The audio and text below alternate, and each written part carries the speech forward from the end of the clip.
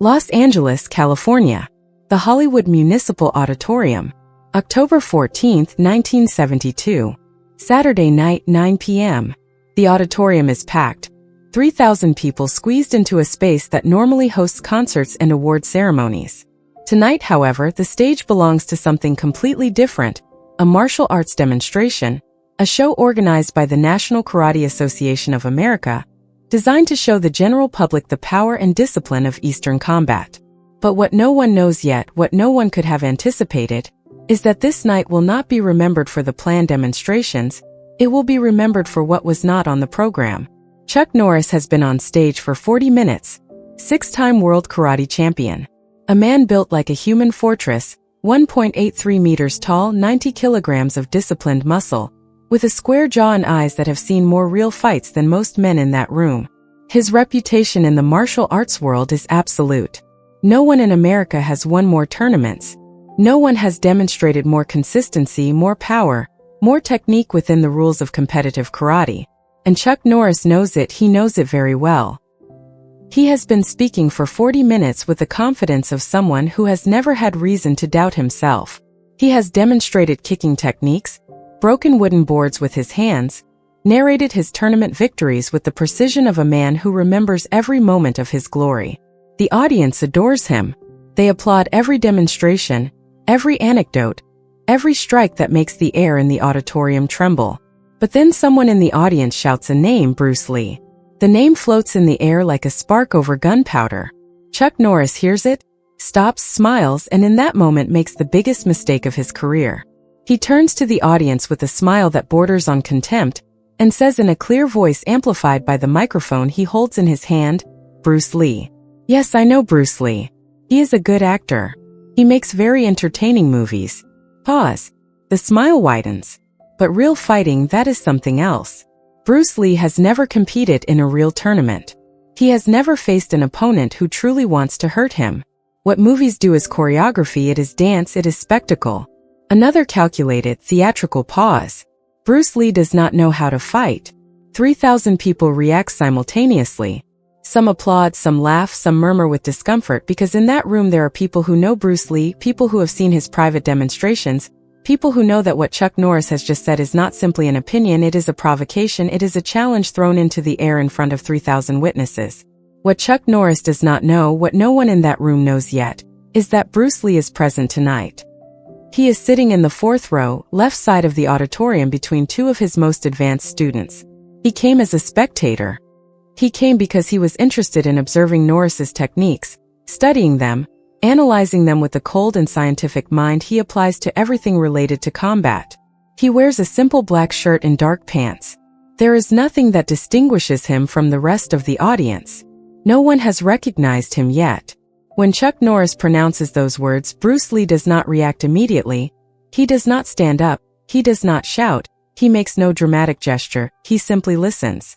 His eyes fixed on the stage narrow barely 1 millimeter.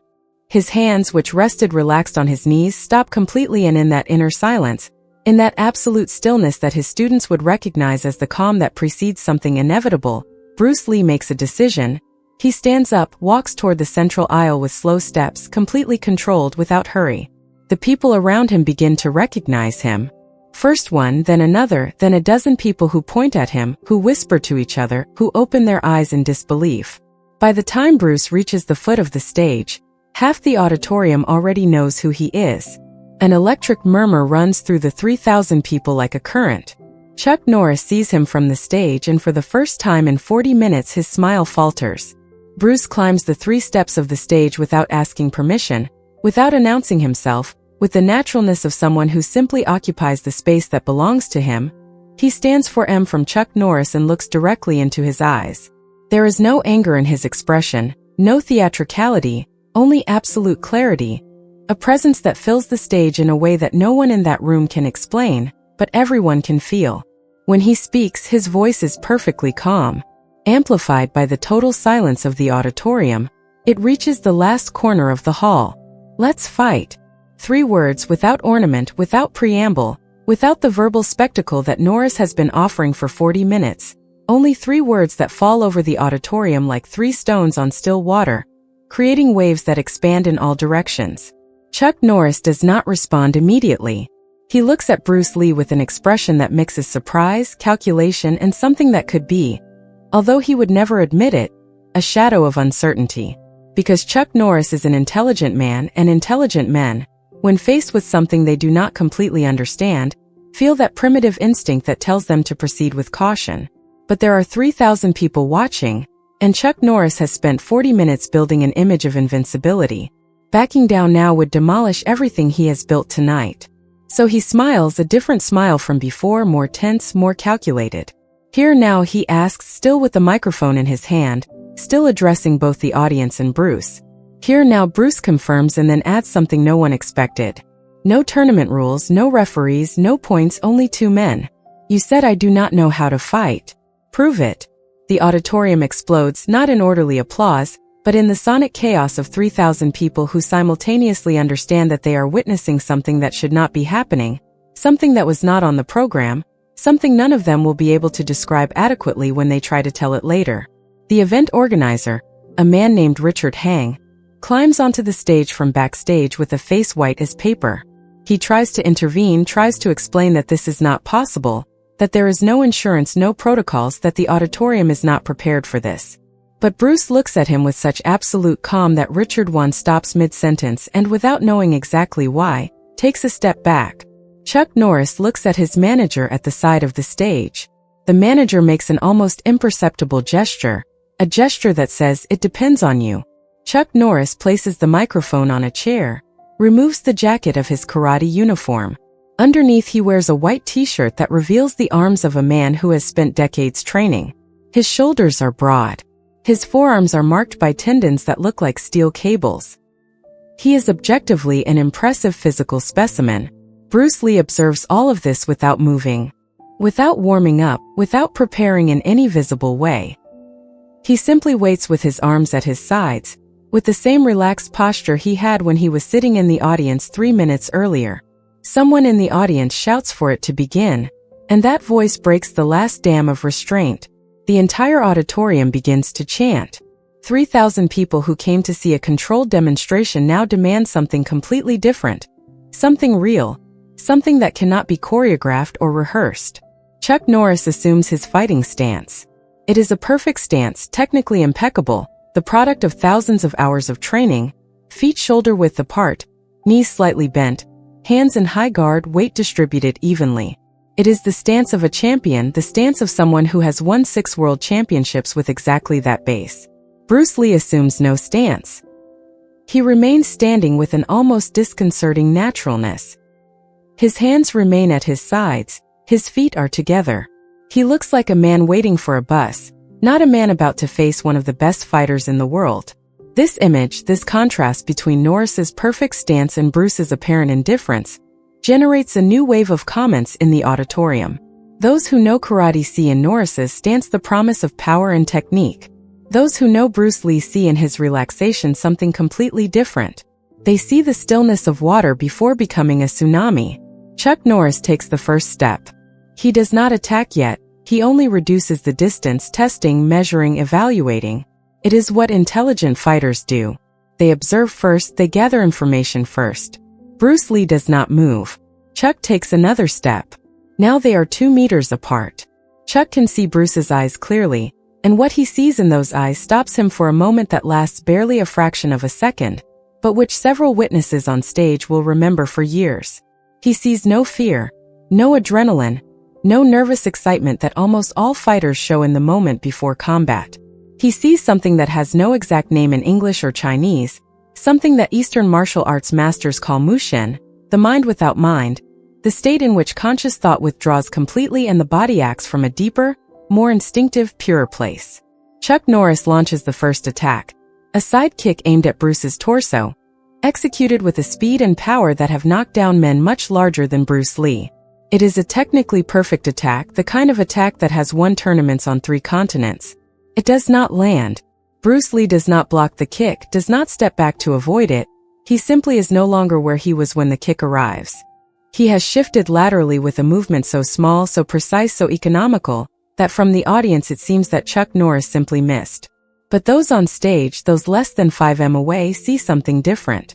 They see that Bruce moved exactly the distance necessary for the kick to pass, brushing his shirt, not 1 centimeter more, not 1 centimeter less. Perfect movement, minimal movement, movement that wastes not a single unit of energy. Chuck Norris lands and repositions instantly. He is a professional. A miss does not destabilize him. He launches a combination straight punch to the face, followed by a roundhouse kick to the side, fast, powerful, coordinated. Bruce Lee evades the punch by barely tilting his head. The roundhouse kick he receives on the forearm with a block that produces a dry, forceful sound that is heard in the first 10 rows of the auditorium.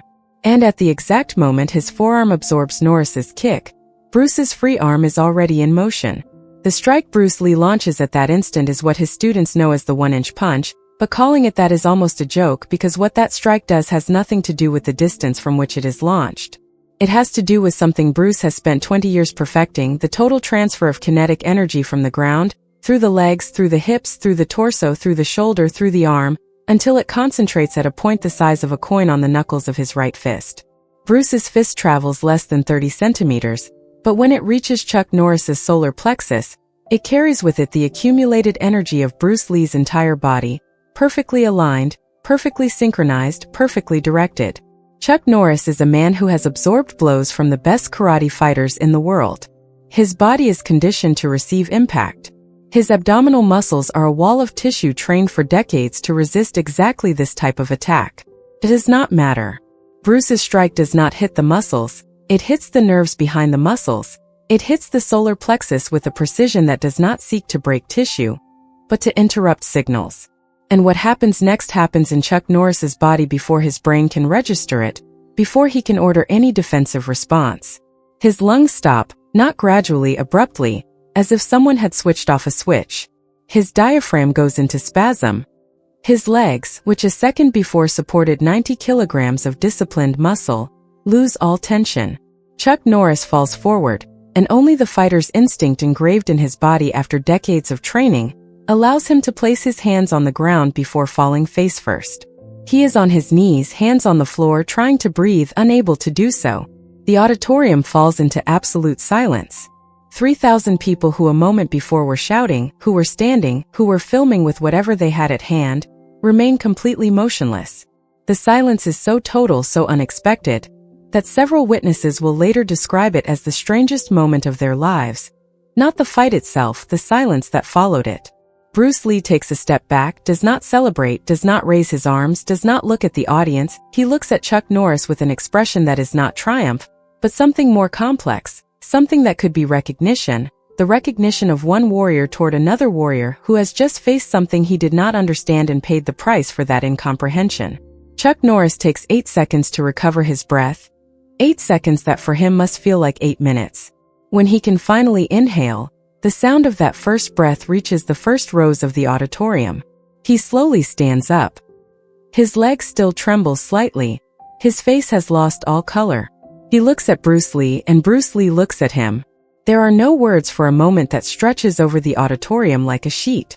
Then Chuck Norris does something no one expected, something that, according to all the witnesses present, was the most memorable moment of the entire night, even more memorable than the strike itself.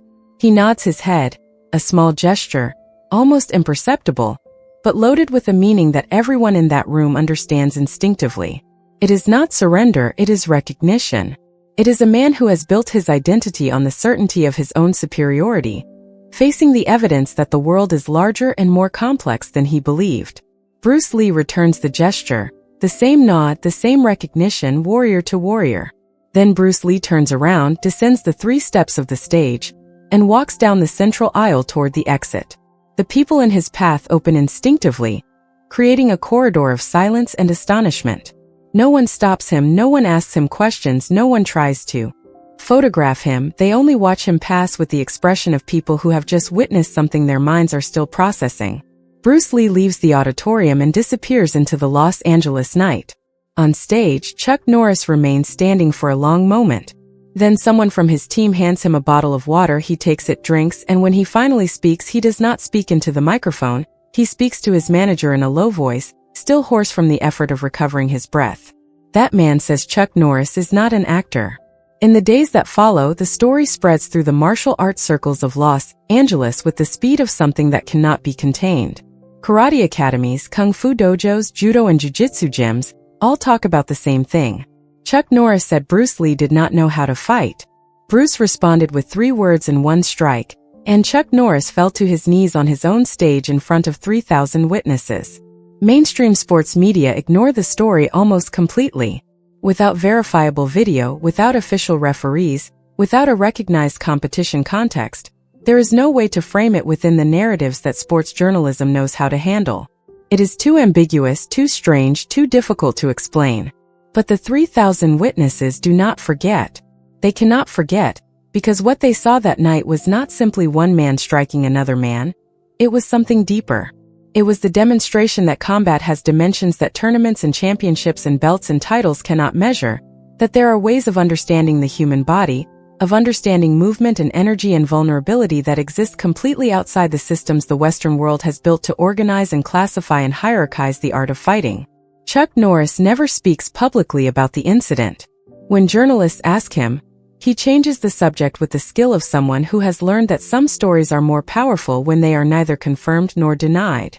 But in private, with his closest students, with the men who have trained at his side for years, he says something none of them ever forget. Study Bruce Lee, he tells them, not to imitate him, to understand what he understood, because what that man knows about the human body, about energy, about the exact moment when a strike can interrupt an opponent's nervous system, that is not in any karate book I have read, and it should be. Bruce Lee, for his part, never mentions the incident publicly. When reporters track him to his academy in Oakland, he offers them the same answer he always gives when asked about specific confrontations. Combat is not a spectacle, he says, it is a conversation between 2 bodies. What was said that night has already been said. There is nothing more to add. But to his most advanced students, in private training sessions where words carry a different weight, Bruce explains the philosophy that guided every millimeter of that strike. Chuck Norris is a great fighter, he tells them, without irony, without condescension. He has won more tournaments than almost any living man, but tournaments teach you to fight within rules, and rules, although necessary for competition, also create limitations in the mind. When Chuck assumed his karate stance, he was already thinking within a system. I had no system, only the moment. He pauses, looks at his students one by one. The most dangerous strike is not the strongest, it is the one the opponent cannot anticipate because it comes from a place where there is no form, no pattern, no telegraphing, it comes from emptiness, and emptiness cannot be blocked because it has no form to block. The story of that night in the Hollywood Municipal Auditorium survives for decades in the collective memory of American martial arts. It is told and retold. It is exaggerated in some details, minimized in others. Some witnesses remember the strike as something supernatural, as if Bruce Lee had touched Norris without anyone seeing the movement. Others remember the expression on Chuck Norris's face when he stood up, an expression that was not defeat, but something harder to name, the expression of a man who has just discovered that the map he has used all his life to navigate the world of combat has territories that were not marked. And perhaps that is what makes this story persist, not the strike, not the fall, not the silence of 3,000 people, but that final nod between 2 men who, in a moment of absolute truth, recognized each other as what they were, warriors, each in his own way, each with his own path to the same fundamental truth that real combat, the combat that exists beyond tournaments and titles and public declarations, has no permanent champions, it only has moments. And in one of those moments, in an auditorium in Hollywood in October 1972, Bruce Lee responded to 3 words with 3 words of his own and then demonstrated that words, in the end, are always less than the truth of the body in motion. Oh.